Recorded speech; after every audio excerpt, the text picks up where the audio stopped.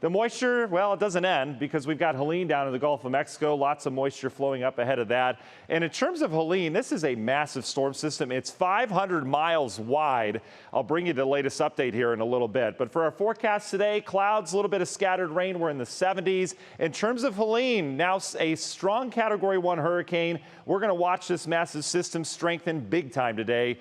And that's going to be really the key, is how strong this thing gets and where it makes landfall. Meanwhile, final preparations, they're underway in Florida as landfall is imminent here as we go throughout the day.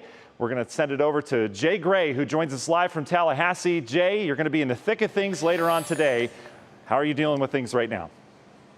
Yeah, Matt, no, it's going to be a mess. We've got a bit of a spitting rain we have through the night into the early morning. As you talk about, that's going to change dramatically as this system gains strength from those warm Gulf waters, targeting Florida's west coast. The National Hurricane Center warning this really could be a monster. Winds over 100 miles an hour, what they call a catastrophic and deadly storm surge, now just hours from landfall. Boards to try and deflect the winds and rain. Bags to try and hold out the storm surge. Others filled with supplies. Florida preparing for an assault from Helene. Most of the models have this becoming a major hurricane. Some even have it becoming a Category 4.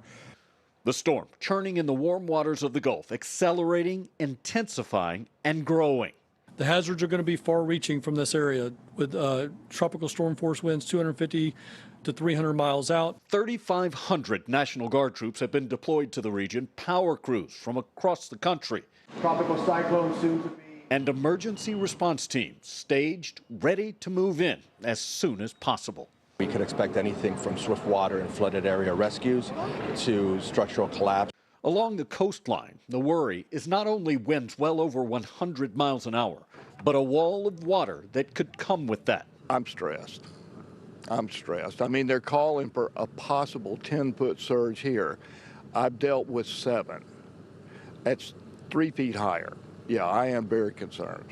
Concern that stretches inland as well. This will be the largest and most catastrophic storm that we have ever seen in recorded history of our community. Tallahassee in the direct path of the storm.